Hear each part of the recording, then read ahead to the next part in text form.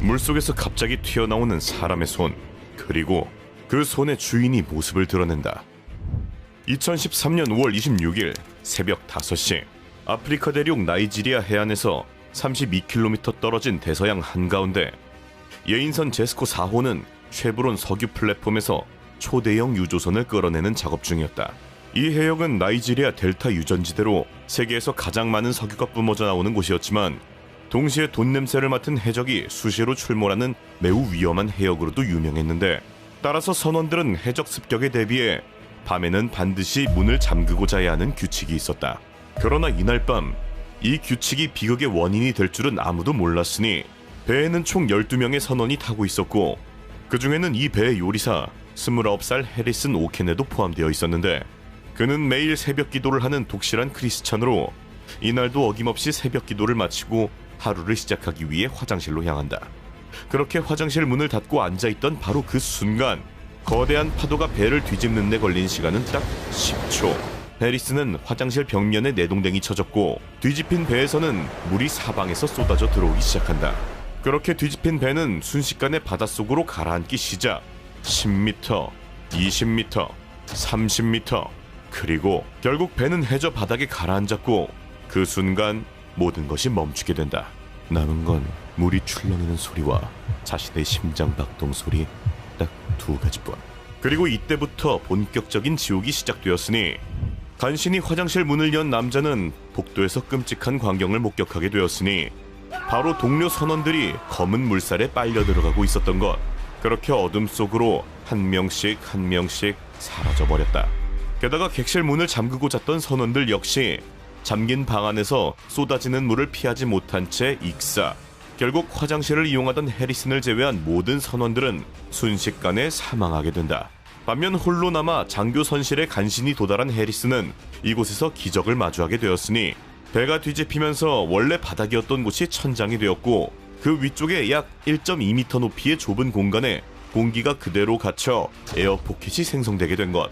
그러나 문제는 이 에어포켓이 영원하지 않다는 것이었으니 해리슨이 숨을 쉴 때마다 산소는 줄어들고 이산화탄소는 늘어나기에 시간이 지날수록 공기는 탁해질 것이고 결국 이 작은 공간이 무덤이 될 수도 있다는 것. 게다가 밖은 무려 30m 깊이의 대서양 한가운데 배가 침몰했다는 걸 세상에 알게 되더라도 이 안에 살아있는 사람이 있다고 생각할 확률은 없을 터. 즉 구조대가 올 확률은 없다. 문을 열고 나가면 순식간에 즉사할 것이고 에어포켓 안에 있으면 천천히 질식할 것이고 그야말로 죽음은 피할 수 없는 운명처럼 보였는데, 대서양 해저 수심 30m 바닥에 가라앉은 배, 하필 화장실에 있던 해리스는 팬티 한 장 차림이었다. 수심 30m의 바닷물 온도는 손끝 발끝의 감각을 앗아갈 정도로 차가웠고 이대로는 저체온증이 먼저 시작될 터 해리스는 무엇이든 걸쳐야겠다는 생각에 주변을 더듬었는데 마침 구명조끼 하나가 걸려 있었고 그 안에서 작은 손전등 2개를 발견한다. 그렇게 시커먼 어둠 속에서 불을 켜는 순간 뒤집힌 선실의 기괴한 풍경.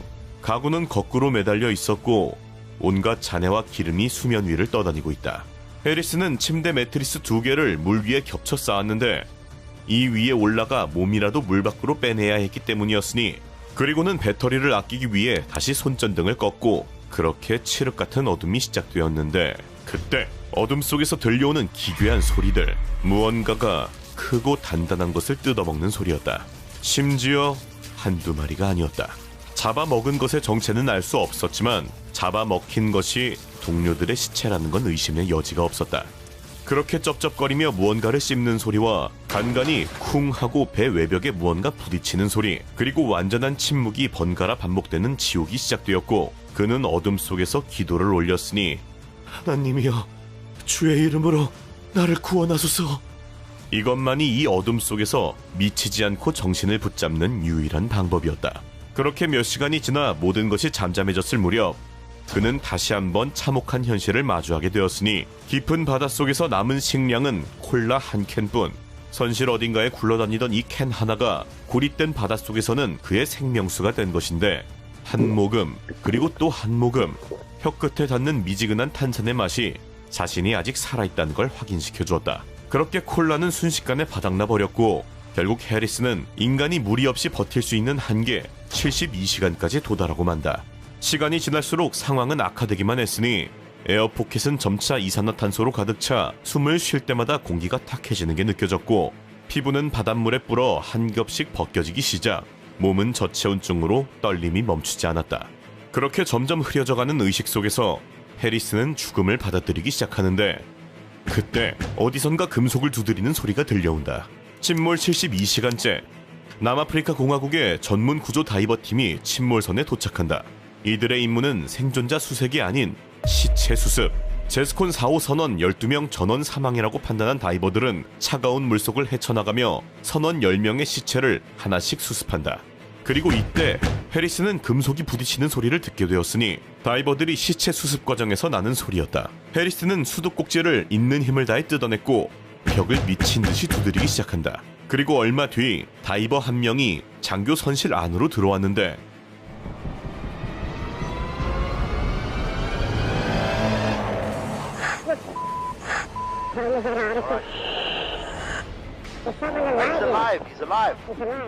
갑자기 나타난 손. 그렇게 말도 안 되는 상황 속에서 기적의 기적이 일어나게 된다. 그런데 여기서 진짜 문제는 72시간 동안 수심 30m에 있었던 해리슨의 몸속에는 치명적인 양의 질소가 녹아들어 있었다.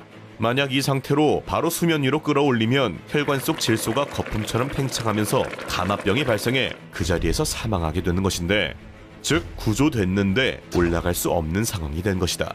다이버들은 해리슨에게 다이빙 헬멧을 씌웠고 뜨거운 물을 흘려 얼어붙은 몸에 체온을 끌어올린 뒤 다이빙 벨에 태워서 이동시킨다. 그 후 감압 챔버 안에서 기압을 서서히 낮추는 기압 적응을 하며 다시 3일을 더 버티게 된다. 침몰선에서 72시간, 감압 챔버에서 72시간, 합쳐서 총 6일 만에 해리슨 오케네는 드디어 태양 아래에 서게 된다. 의료진이 전신을 검사했는데 결과는 체온 정상, 혈압 정상, 심장 정상, 모든 수치가 완벽하게 정상이었다. 그러나 해리슨의 신체와 달리 정신은 완전히 무너져버린 상태. 자신을 제외한 동료 전원이 사망한 지옥의 해저 사고 이후 결국 트라우마와 우울증이 찾아왔고, 그렇게 아내와 헤어지고 직업도 잃게 된다. 해리슨의 인생도 침몰한 배처럼 가라앉고 만 것인데, 하지만 해리슨이 포기하지 않고 태양을 다시 마주했던 그날처럼 해리슨은 인생을 그대로 포기하지 않았고, 그렇게 2년 뒤인 2015년 전문 잠수부 자격증을 취득하게 된다. 자격증을 건넨 사람은 바로 수심 30m 침몰선에서 자신의 손을 잡았던 그 다이버였고, 현재 해리슨은 해저 석유시설을 설치하고 수리하는 전문 다이버로 일하며 매일 수심 수십 미터의 바닷속으로 들어간다. 물속에 다시 들어가는 게 무섭지 않나요? 이미 72시간의 어둠을 이겨낸 남자에게 그보다도 무서운 건 존재하지 않습니다. 어두운 심해에서 살아 돌아온 남자의 이야기. 그러나 심해가 모든 사람의 목숨을 허락한 것은 아니었으니, 괴로운 듯 계속 숨을 헐떡이는 영상 속 인물, 그리고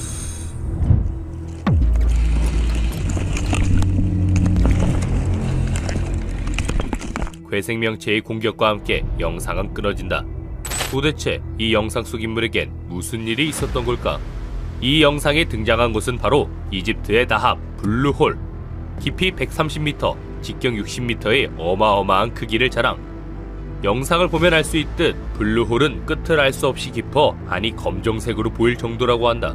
바닷속에 생긴 끝을 알 수 없는 구멍이라 듣기만 해도 신비로운데, 더욱 신비로운 건 이 블루홀 아래로 내려가면 온갖 희귀한 물고기들과 해조류들이 존재, 블루홀의 검푸른 바닷빛과 어우러져 극강의 아름다운 풍경을 자랑한다는 거다. 때문에 이 블루홀은 매년 다이버들이 끊이질 않는 그야말로 다이버들의 천국이 되었는데, 심지어는 이렇게 스카이다이빙으로 블루홀 수영을 즐기는 다이버까지 등장할 정도였다.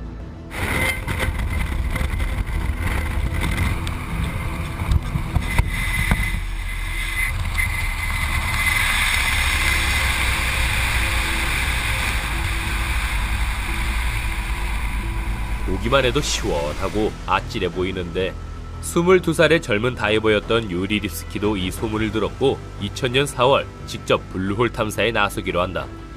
유리는 다이버들을 교육하는 다이버 강사 일을 하고 있었고, 평소에도 이 블루홀의 얕은 곳에서 수영을 즐기곤 했기에 그는 가벼운 채비만 마친 뒤 블루홀로 잠수를 시작했다.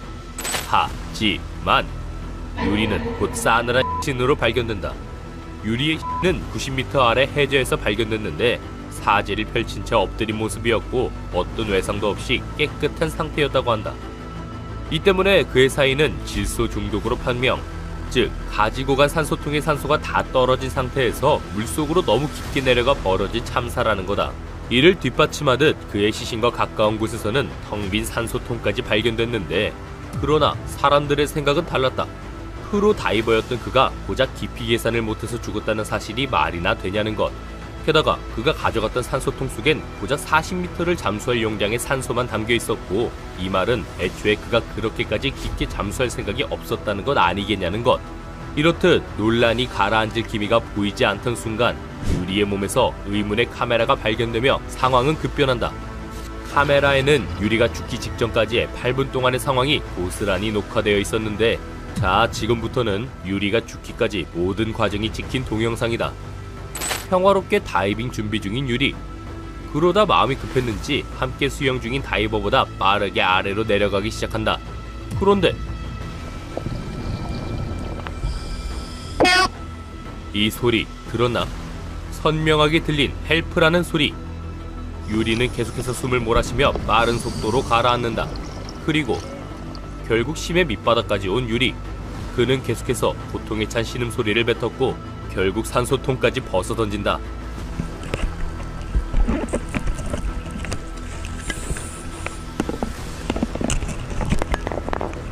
산소통을 벗자 더욱 괴로워하며 몸부림치는 유리. 하지만 그때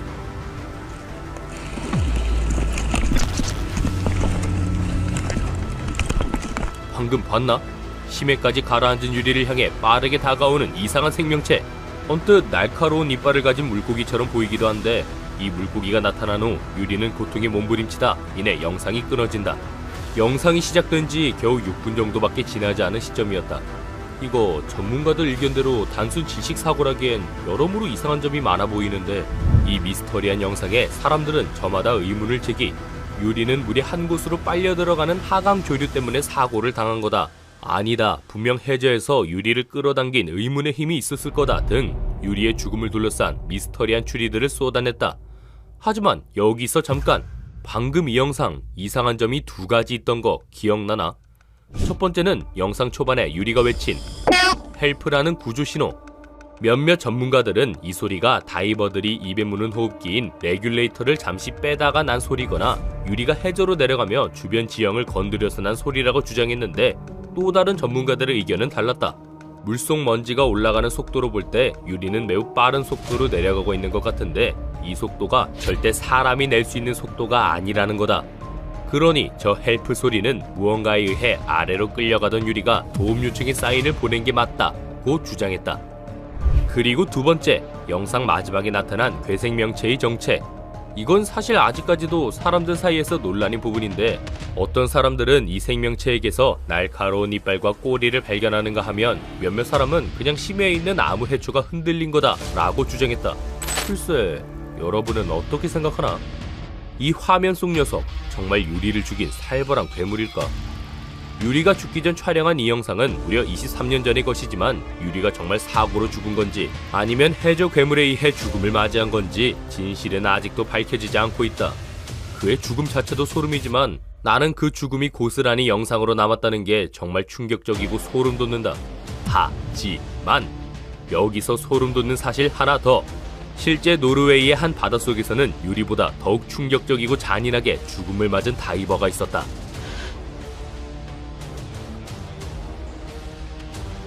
1983년 노르웨이.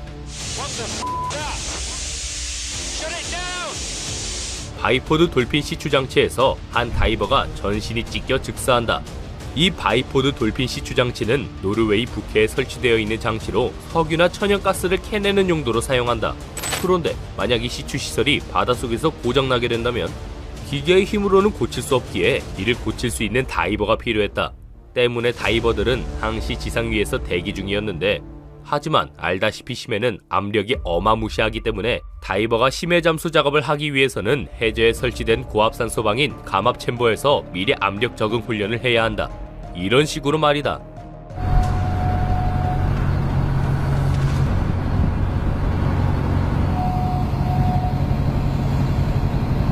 영상에서도 보이듯 감압 챔버는 사람이 맨몸으로 들어가는 데다 고압력에 밀폐된 방이기 때문에 상당히 위험 때문에 잠수부들의 압력 훈련을 돕는 다이브 텐더라는 직업이 따로 있을 정도인데 문제는 여기서 시작됐다. 1983년 11월 다이브 텐더 윌리엄이 다이버들이 있는 감압 챔버의 문을 열어버린다. 그 결과 다이버들의 몸이 엄청난 기압차를 이기지 못하고 모두 즉사. 3명의 다이버는 몸속에 혈액이 끓어 사망했고 1명의 다이버는 끔찍하게도 문틈으로 구겨져 뽑혀나가 전신이 찢어지며 사망했다. 8기압의 고기압이 아주 작은 틈에 가해졌으므로 135톤 정도의 힘으로 눌려 구겨진 것. 정말 숨도 못 쉬고 그대로 즉사한 거다. 사건의 전말은 이랬다. 당시 감압 챔버에는 낮은 기압을 가진 이동용 잠수함 다이빙 벨이 연결, 고기압을 유지하던 챔버 문이 열리며 낮은 기압의 다이빙 벨에 노출됐고 이때의 기압 차이로 이 대참사가 벌어지게 된 거라는데 안타깝게도 다이브 텐더가 왜 감압 텐더 문을 열었는지는 아직도 밝혀지지 않았다고 한다. 이 사고를 접한 사람들은 시추기계의 소음 때문에 의사 전달에 혼란이 있었을 거다. 다이브 텐더가 잠도 못 자고 일해서 제정신이 아니었을 거다 등 이 말도 안 되는 대참사의 책임을 한 사람에게 지우지 않으려 했었다. 그리고 1983년 발생한 이 끔찍한 다이버 사망 사고 이후로 전 세계의 시추 장치에 대한 안전 조치가 강화, 사고율이 크게 줄어들었다고 한다. 오늘은 충격적인 다이버들의 사망 사고부터 죽음에서 살아 돌아온 해리슨의 이야기까지 살펴봤는데 그런데 여기서 주목해볼 사실 한 가지. 맨 처음 해리슨과 함께했던 선원들이 사고를 당한 이유 중 하나가 바로 해적 출몰 지역이라 문을 잠그고 잤기 때문이라는 건데 실제로 이 해적 문제가 현재 생각보다 너무 심각하다고 하는데 A cargo ship from Turkey bound for India has been hijacked by Yemen's Houthi rebels. Iranian-backed militants hijacking a cargo ship in the Red Sea. 25 crew members taken hostage. 대해적의 시대. 수많은 쓰레기 해적들 중에서도 최악의 패급이라 불리는 소말리아 해적. 소말리아는 오랜 내전으로 사실상 무정부 상태라 해적을 제대로 처벌할 정신이 없고 게다가 많은 배들은 해상무역의 핵심인 수에즈 운하를 항해하기 위해 좋든 싫든 결국 이 지역을 지나가야 하기 때문에 해적들에게는 그야말로 핫플레이스인 것. 결국 난다긴다 하는 해적들이 이곳에 모이기 시작 현실판 위대한 항로의 헬게이트가 열리게 된다. 한국은 물론 북한의 선박까지 해적에게 납치당하는 등 전 세계의 나라들이 이 해적에게 시비 털리기 시작하자 결국 열받은 세계 정부는 대해적 시대를 선포. 전 세계의 해군과 해적 사이에 범죄와의 전쟁이 시작된다. 선글라스를 낀 채 무자비하게 조지는 형님.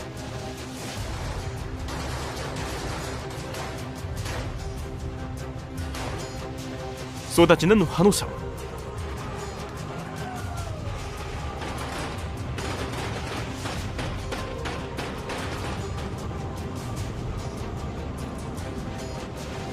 불쌍한 해적들이 마주친 대상은 하필이면 세계 최강 전력 미 해군. 국방 예산에만 1,000조 원을 쓴다고 해서 천조국이라는 별명을 가지고 있는 미국은 그만큼 살벌한 기술력과 장비를 활용, 개빡센 전투력을 자랑한다. 실제로 미 해군이 무서워서 전 세계 바다의 평화가 이뤄진다는 말이 있을 정도. 만약 해적들이 미군을 만나게 된다면 막강한 화력 앞에 그냥 개처발릴 뿐이다. 그런데 러시아 성님들에 비하면 이것도 양반이다. 무자비하게 해적들을 조지는 러시아 성님들, 무참히 조져진 해적들에게 다시 바추카포를 갈기는 성님들, 완전히 다져진 해적들에게 다시 웃으며 총을 난사해주는 성님들. 이쯤 되니 누가 해적인지 헷갈리는 수준. 실제로 범죄자의 인권 따위 개나 줘버린 불금국 성님들이 해적을 대하는 방법은 아주 명확하다. 실제로 생포한 해적들이 법적 근거 미약으로 풀어줘야 하는 상황이 되자 상어떼가 서식하는 바다 한가운데 던져버리고는 풀어줬다고 홍보. 죽이진 않았지만 죽었을 수도 있습니다를 시전해버린다. 이러한 대응 때문인지 해적들도 러시아 선박들은 건드리지 않는 편이라고. 그런데 만약 이런 해적들이 절대 존엄 백두혈통의 북한을 마주친다면 어떻게 될까? 그리고 진짜 열심히 만들었는데 인간적으로 지금쯤에서 좋아요와 구독 한 번씩 눌러주고 매일 극한 세상 이야기 받아보길 바란다. 그럼 바로 간다. 2007년 10월 소말리아 해적들은 북한 선박 대홍단호를 납치. 처음에는 그냥 왜소한 동양인들이라고 생각, 개꿀이라고 생각하고 있던 찰나 갑자기 납치당한 북한 선원들이 공격을 시작한다. 심지어 선원들은 맨손이었는데도 불구 오히려 무장한 해적들을 개발라버리는 어처구니 없는 상황이 발생. 뒤늦게 미 해군이 구출하러 달려왔지만 이미 상황은 종료되어 있었다고. 이 말도 안 되는 소식은 전 세계에 퍼지게 되었고, 선원들이 사실 특수부대 출신이라는 이야기부터 평범한 선박인 대홍단호는 사실 김정은의 군함이라는 이야기까지 온갖 쌉소문들이 나오게 된다. 그 후 2009년 모가디슈, 북한의 평범한 화물선이 다시 한번 해적들에게 습격을 받는 일이 발생하였었는데, 로켓탄과 기관총을 쏴대는 해적들에게 고작 화염병으로 대응. 신기하게도 또다시 상황을 벗어나는 극히 평범한 북한 선원들. 군대를 10년씩 가버리는 백두혈통의 나라는 도대체 어떤 곳인 거냐. 그런데 이쯤 되니 우리 한국의 UDT도 빠져있을 수 없다. 한국 UDT의 전설적인 해적 소탕 사건 아덴만 여명작전. 2011년 1월 한국의 화물선 3호 주얼리호가 소말리아 해적들에게 납치되게 된다. 이 긴급한 소식은 즉시 이명박 대통령에게까지 전달되었고, 대통령은 곧바로 한국 최강전력 청해부대의 UDT에게 구출 명령을 때리게 되는데, 그 사이 해적들에게 소말리아로 끌려가고 있던 3호 주얼리호의 선장 석혜규는 일부러 엔진 오일에 물을 내고 배를 고장내는 등 한국군이 접근할 시간을 벌기 위해 목숨을 건 내부작전을 병행한다. 그리고 마침내